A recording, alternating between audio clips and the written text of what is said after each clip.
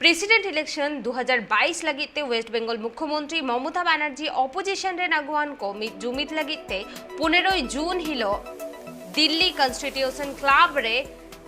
होहवाकात कोई गपल माराव ओ बीजेपी नेता को नवा दुप्रुब लगित ते तेहिन ममता बनर्जी अयुब 4 बजा ओक्तो दिल्ली चला आए नवा दुप्रुब लगित ते टीएमसी रेन चीफ ममता बनर्जी 22 गोटांग अगुवान को चिठी साकाम होय ओलाकात कोआ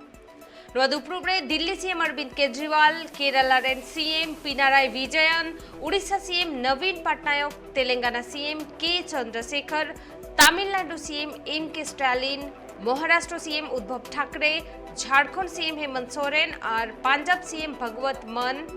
और नोआ साउते कांग्रेस रेन मुखिया सोनिया गांधी हो नवा दुप्रुब रे सेटर को तहां दाड़ेया।